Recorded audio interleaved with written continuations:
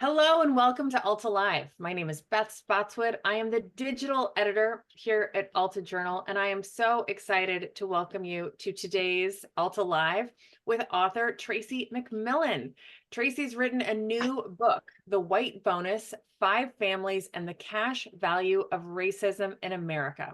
She did a Q&A for altaonline.com, kind of discussing the book, what's going on around it. We're going to expand upon that today, as we do with Alta Live. The gist here is we take something, an article, a story from the magazine or website, and dig a little deeper, get to meet the people behind the story. So that's what we're doing today.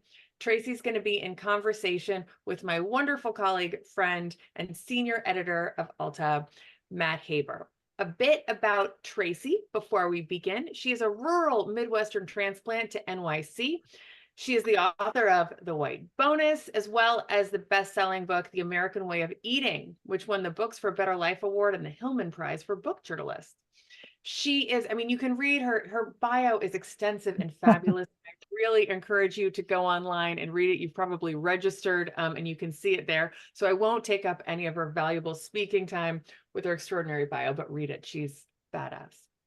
Before we begin, a sales pitch, if you will, for Alta Journal. Alta is an award-winning quarterly magazine and website focused on California and the West. We do free events like this once a week, Alta Live. We also host the California Book Club. It's a free monthly gathering focused on the California canon. In fact, tomorrow night, we're going to celebrate Gary Snyder, the world-renowned poet, who will be joining us along with a wonderful panel of guests.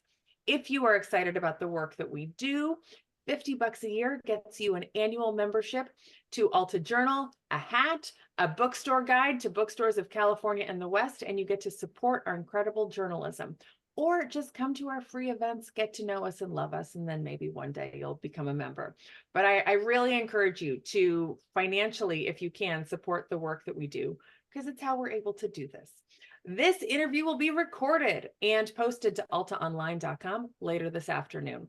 We're also going to send you an email with a link to that recording, a link to where you can buy Tracie's book, link to the Q&A she did for Alta Online, and anything else that might pop up today. There's a Q&A, there's a question button at the bottom of the screen. There's also a chat area. It is nice to see where people are zooming in from. I encourage our audience to let us know where they're zooming in from. I am going to get lost here in Novato, California. I'm going to get lost and turn this over to Matt. Thank you, Beth. Tracie, welcome. Thank you. So your book just came out, The White Bonus. Tell me a little bit about what The White Bonus is and how you came to write it. Sure. So The White Bonus, right, as a book is half memoir and half narrative, sort of investigative profile journalism. So alternates between me and my family and 4 other white folks.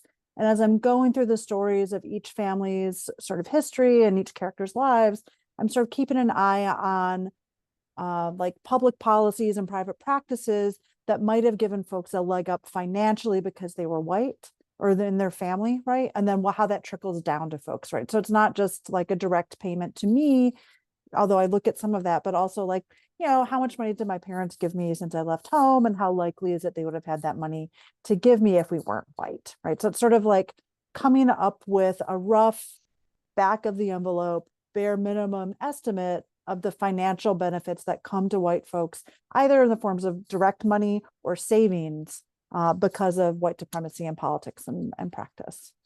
It occurred to me as I was reading it that so many of the things that we think of as the American dream, like owning your own home or retirement or sending your kids to college or good public education, were only available for a large part of the last century and a half to white people, it seems. And you sort of show that it's part of a white bonus.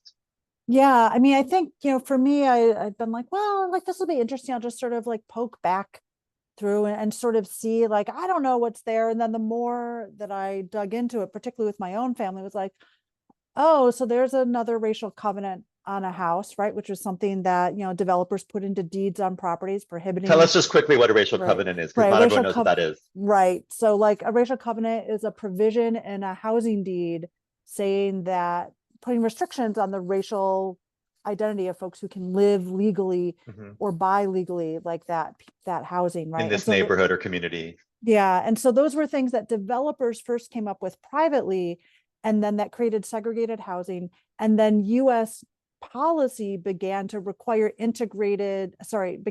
segregated housing in order to get federal mortgage insurance or to get it backed by FHA or the GI Bill, right? So all these like benefits that we think of as being like, oh, this is just what government does to help people.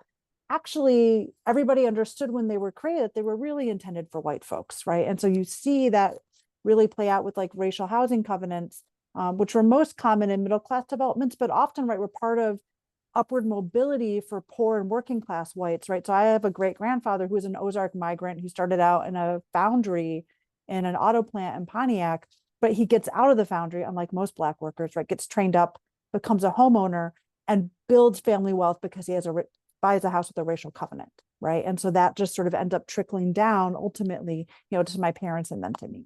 Yeah, and as you show, some of these things that happened 75, 80 years ago are still paying dividends for the next generation and the generation after that. And if you had children, that might benefit them. And how is this perpetuated over so many decades and generations? Right. Well, I mean, I think the thing is that the investments that America made in developing a white middle class in the mid 20th century, right?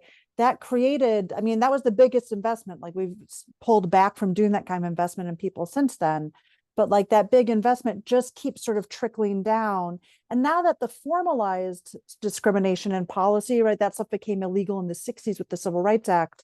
But that's, a big chunk of time for folks to build up some wealth and start passing it on to folks. And then once, what I found is that for me, the way it worked is that it put me in a position, right, to go to like an elite university on the East Coast. And then once I was out there, being white opened up doors for me professionally and in housing, right, that just let me sort of catapult myself forward. Yeah, you talked about a little bit of the benefit of the doubt you got with some of the jobs you were hired for, or Yeah. some of the early magazine work. Tell me about that, how whiteness kind of was a bonus in those situations. Yeah, well, I think that the biggest one for me is this nannying job that I had in college. So, I was putting myself partially through NYU. I had a partial scholarship, but still to come up with like 8 or 9 grand in tuition and was supporting myself. And so I got a nannying job with a wealthy family, sort of in Manhattan. And at one point, it's a very easy job and well paid for what I was doing and how much time I had to spend. It almost sounded like it wasn't even a nannying job. You were kind of like a surrogate kid for them to hang out with their younger kids. Yeah, I was more like a hired, responsible big sister who could be left Yeah, with the kids. which sounds dreamy, but you feel like you probably got that job because you're great, but also for one reason, which you're going to tell Right. us. Right. Which is that the mom had put herself through school, right? White woman. And she was like, well, my kids are never going to have to work and they need to know somehow that people do. So that's part of why you're here. I know this is a weird job. I was like, oh, and then after a while, I realized, oh, well, I probably had to be white for her to say that to me. Right. Like it wasn't just that she wanted them to see that some people work, but she wanted somebody who looked like them that could have been their classmate or their brother's classmate, right, in their private schools, and be like, look, this some people have to work, right? But they needed to see that some white people that look like you have to work, right? And And then the whole that like you look like me thing also benefits you in publishing too, because it's like, oh, this could be a young version of me, or this was me when I was on the come up as a young journalist. yeah, and the only thing I have to do to fit in as I'm moving into these elite spaces, right? Because I don't come from money. I'm from like a rural Midwestern background. Like my family, like doesn't have any patience for We should say where networking. you are a proud Also, Michigander. I'm a proud Michigander. It's true. But like all I have to do to fit in these elite spaces is dress right and talk right. Whereas if I And had not ask questions, right? You say that too, that if you question the structures, you're kind of shut out of them in a way. yeah, I think that's true, right? If you sort of show up even as a white person and you're really just sort of like, you know what, this isn't cool and this isn't cool. And I think maybe did you just give me this job because I'm white? I don't think then I'm not going to have the job, right? And sort of figuring that out. But then that wealthy family, right, opens up doors for me, right? They helped me get an internship at the Village Voice, which is how I become a journalist. They co-signed for my first apartment in New York. So all these little, you think of it as like this little thing, right? But it's actually crucial to me being able to sort of establish a toehold in life. Yeah. So since Alta is a proudly West Coast publication. Let's Yeah. shift a little bit West Coast. One of the subjects of your story, Jared, grows up on the East Coast but moves to Vallejo. Tell me a little bit about how white bonus played out in Jared's life and as you reported it out in the book. Yeah, so I came to Jared because he was somebody I knew in New York, and as a 17-year-old, he had gone to school thinking it would be a good idea to sell LSD out of his backpack. He gets caught. He ends up before a judge with This is in narcotics Connecticut, we should in say, right? Connecticut, Yeah. right? In a very tough on crime district. And he ends up with charges before a judge of selling narcotics on school grounds, extortion, and larceny. And he gets given a second chance, right? Which I These are always try to, serious felony things, like for a kid serious that, charges. for a And then, different kid from a different background, he'd be 3 strikes out, but he benefited. yeah. And I should say, I feel like that's what should happen with 17-year-olds that do dumb Yeah. stuff like that, right? So anyway, Jared gets through that period, like gets through his like alternatives to incarceration program and things like that. And he ends up becoming a homeowner in Vallejo. And so as I was poking around trying to be like, well, like in what ways has race sort of played out in Jared's life in California, right? Prop 13, right? Which is this iconic policy that started so much of America's like anti-tax, anti-property tax movement. It's part of what put Ronald Reagan into the White House, right? Is something that freezes your taxes more or less when you buy a house, right? So like the value at which your house is assessed in California gets pegged almost entirely to what you paid for it, no matter how long you own the house, right? And so I was able to calculate out, like for Jared, right, he's saving about $11,000 a year on taxes compared to what he would have paid under the previous tax system, right? And to go forward, that's 11,000 that could be set aside for his kid, for his kid's education, to kind of create family wealth that the kid could possibly have. Like these things continue. There's a future to the story as well, not just the past of Right. it. Well, it makes homeownership affordable to Jared Mhm. and his wife, right? And lets them to buy property and build equity in a way, right? That they Mhm. might not have been able to if they were going to have higher taxes. But And it it also, models it for the kids too, and that yeah, people get to own homes. Not everyone has that as a model. exactly. And then I think for me, what was really interesting, right, was to talk with them about, they have a young child and we're just sort of getting to the point of having her enter school. And so they're looking around and they had chosen Vallejo because they were like, this is great. It's like a quarter Black, a quarter white, quarter Hispanic, quarter Latino, like Asian, sorry, but like all 4 racial groups more or less equally represented in town. But when they go to look at the schools, because they hadn't thought to do this before, it's only 6% white, right? And an incredibly low performing district. And so they, have some anxieties about that. I mean, and are working it out. But then I was like, well, gee, I wonder like how much it would cost to pay for school, right? Because Prop 13, one of the most immediate effects was that it decimated funding for public education in California, right? And so, it turns out that, they save 11 grand a year in property tax, but if they want to make up for that school, right, it's going to cost them 15 to 20 grand a year. Right. Right. So you sort of have this question of, what are those investments doing for us, and how, Prop 13 was fueled very much by like a racial, like racist messaging, right? About, the guy that was sort of promoting that policy was walking around being like, not life, liberty, and welfare, not life, liberty, and illegal immigrants. Like, we don't need to do that. And actually, right, the biggest singular beneficiaries of that policy have been large scale, like corporate landholders, right? And in fact, the guy that was promoting that policy was a hired lobbyist for landlords, right? So it's sort of like you have this thing where like the big institutional folks who are going to benefit the most from it just sort of like profiteer off of this sort of racialized language that get all the individual homeowners upset about it. And so I thought that start looking though at that cost benefit, right, for homeowners, I thought was really interesting. So when you're reporting out these stories, how difficult is it to get your subjects to open the books for you and show you financial stuff, personal stuff? You get into a lot of personal details about people's lives in a way that I don't think they would talk to journalists really. How did you get them to trust you? I mean, I think part of what worked is that I was doing it with myself. Yeah. I don't think that I could have shown up and been like, hey, white person, what's it like to be white? Want to talk to me about money? Right? That's not going to fly. But because I was like, look, I'm doing this for myself. Are you up for having this conversation? And then honestly, it was just a process of finding the person who was up for talking to me. It's not like it's not like with a news story where you're like, I need to get this specific individual to talk to me. For me, it was like, here's the specific question I have. I need to find somebody who will talk to me.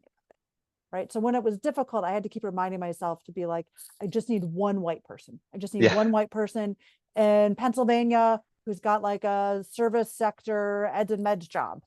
Like, I just need to do that. Right. Or I just need one person who's got like a criminal justice story where they were like given a second chance when Mhm. most likely, if you were Black, you would have been thrown into prison.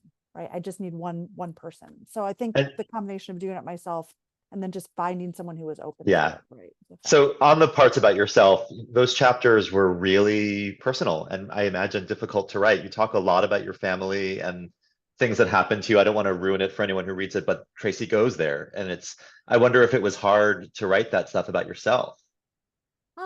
I think, I mean, yes, it was, and particularly to write it in a way that was really honest and vulnerable in a way that, like, in a way that was real, because I really, I've come up having some narrative about myself and who I am in the world, and like had figured out how to like talk about having a hard childhood in a way that made me really comfortable for sort of older men in positions of power, right? To sort of be like, oh, I'm fine. Like I don't scare too easy and blah, blah. And like the truth is that like I was really damaged and hurt by like some of the difficulties of my childhood. And that's what you need to write about to write an honest, memoir and an honest book. And particularly to sort of engage with my relationship with unearned power, right? Because that's really what racism is for white people, right? It's like this unearned power that we get given and almost never articulated, right? And for that, I had to understand my relationship to power and to like these things that had happened in my family. And so figuring out how to do that well, that definitely took a few drafts.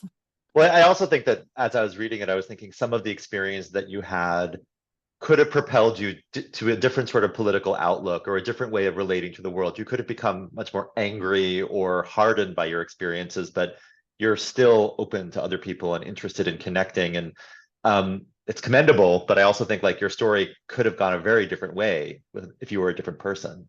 Yeah, well, I mean, and I think that at various points in my life, right, it's veered more in that direction. But I've benefited, I think, both from having like good and kind friends and people in my life, right, that sort of keep me from going too far down the like dark and grim, like I'll just do it myself and I don't need anybody And you've had landscape. success, which helps. I mean, Yeah, previous book and I mean, I've been really lucky, right? I mean, I work really hard, but I've also had, I mean, I think part of it is that, I've been in these positions where I worked really hard and it paid off. And often like whiteness was the thing that sort of gave me just enough sort of nudge forward that it was successful, right? Because if I'd been like trying to be a writer, but I had gone to like, U of M in Michigan, where I wasn't able to like travel and go intern in New York City at a major media outlet, right? Then I wouldn't have, like, if I'd been studying journalism in Michigan, there's no way I could have gone and done like an unpaid internship in New York because like I could never get to New York. I wouldn't have a place to live. I wouldn't be able to just walk over to the Village Voice, like all of that stuff. Really so hinged. yeah, and that sort of self-awareness I think comes across, but I wonder how your narrative is received by people who've been reading it. What is some of the feedback you've gotten? Do they see that self-awareness and self-effacement that you're saying right now? I mean, I've mostly I've only heard people telling me nice things. I think the folks that don't like it mostly are just, I mean, honestly, it's not, the book hasn't gotten any reviews, right? And so it's not It's really only been in a the couple days, but yeah.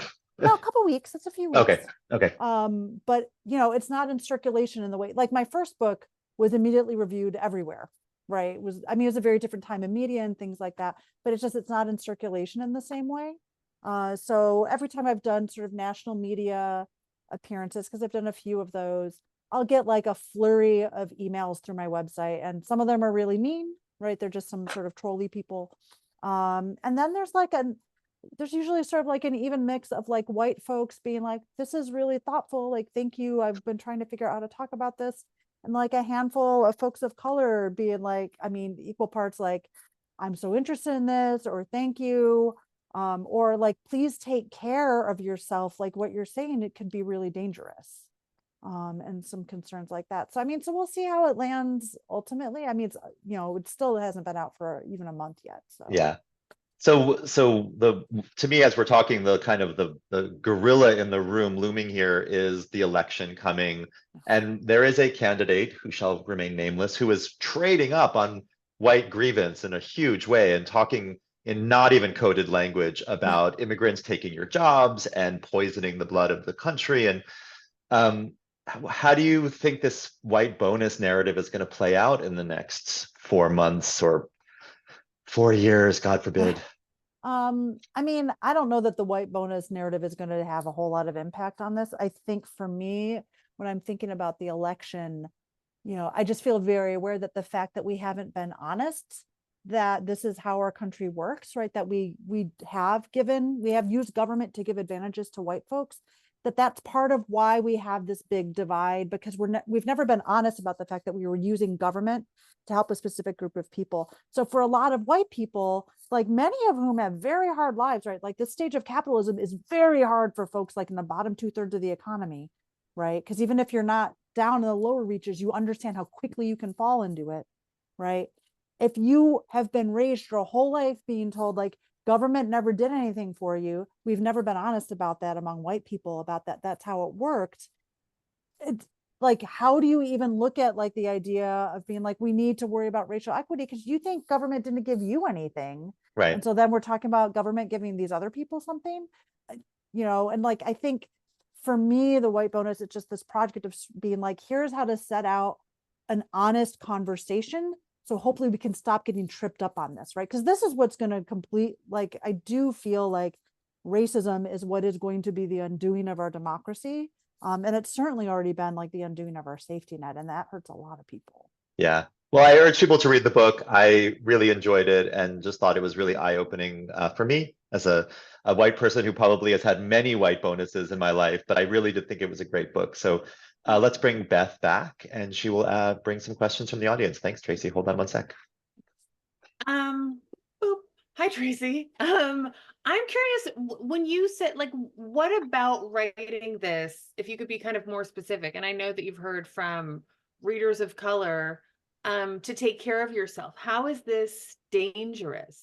And is it physically dangerous to say this? And why do you think that is?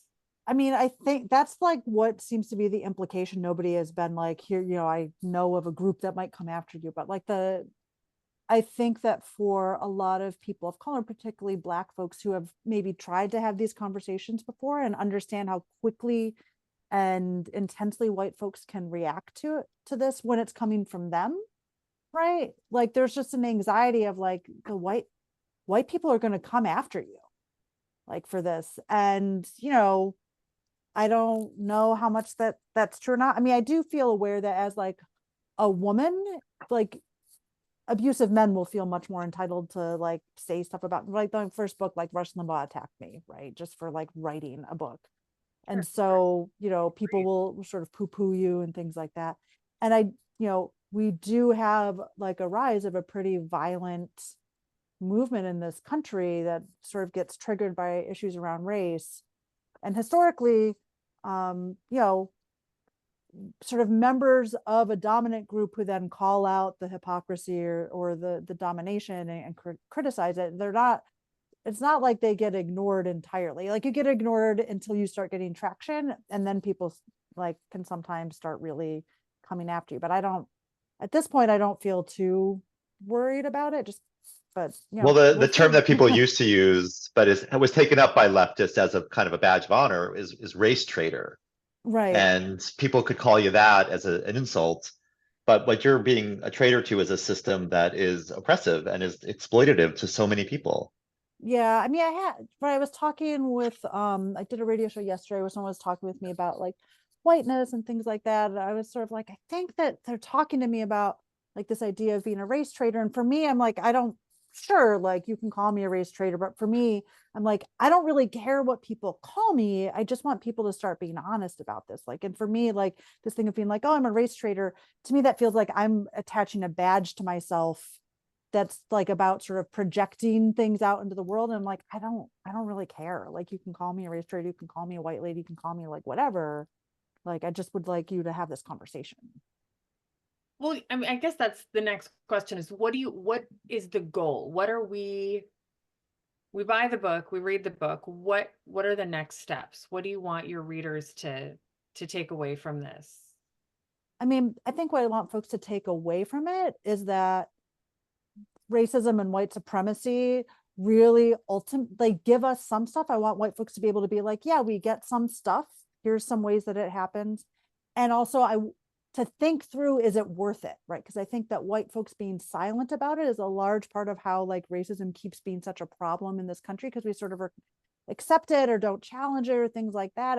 Like we need more folks to sort of challenge it before it's going to die. And I think there's a question of, is it worth it? So we get some stuff, but there's also a lot that we lose, right? Both socially, I mean, the worst the folks who are victimized the most by racism, white supremacy, right, are non-white people. But it so eviscerates the safety net and like poisons our politics that like I think I make a case in the book that like it's incredibly damaging to most white folks too, right? And so unless you have enough money that neither you or anyone you love will ever need a social safety net, right, you're going to pay a cost for this too. And that we should start thinking about, is it worth it? And if we think like it's not, then being like, well, what can you do to like start dismantling, right? Like what are the institutions that you have some power in, right? Neighborhood associations, parent associations, churches, whatever. Or even, if it comes down to shopping, right, being like, well, can you make sure you're not going to a restaurant that's only serving and hiring white people, like if you're in a diverse place, like that sort of stuff. Kevin asks, do poor whites still inherently benefit from the white bonus simply because they are white? Or is the current situation in capitalism in the US a more nuanced combination of race and class issue? And he apologizes for the vastly oversimplified question. No, I mean, the question of like, well, what kind of bonus do poor white people get, right? Like that's an important thing. I think that often there's two elements to like a white bonus that I lay out in the book. So there's a family bonus, which is the money from family that gets passed down, that probably is coming from white advantage. And then there's the stuff that happens in interpersonal interactions that it's like opening up doors and opportunities for folks, right? So the family stuff, I think if you're a poor white person now, probably that family bonus hasn't really trickled down to you, right? And so that's probably pretty small.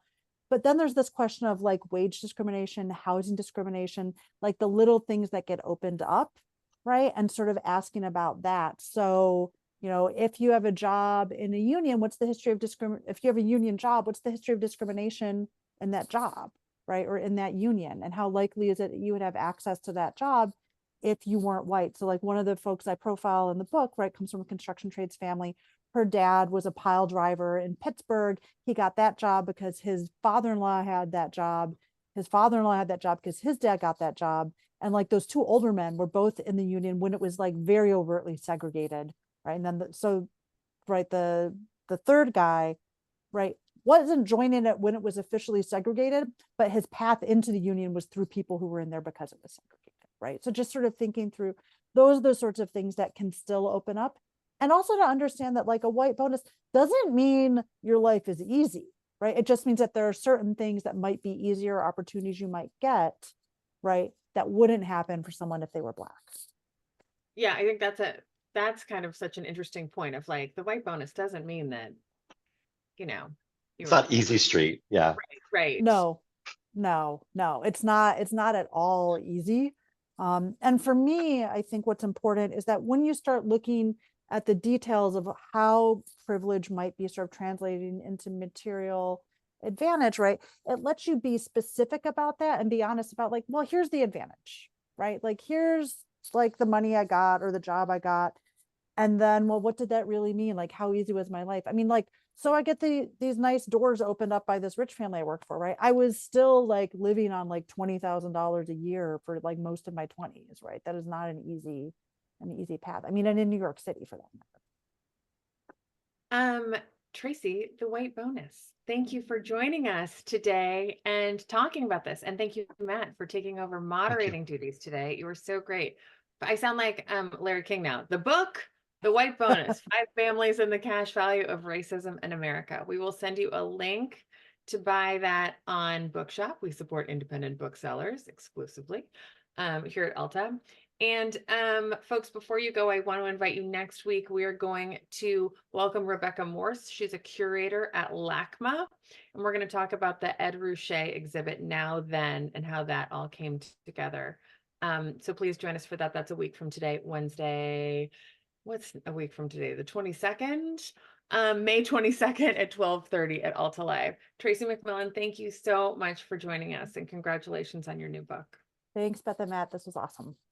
Thanks, Matt. Thanks, everyone. See ya. Thanks.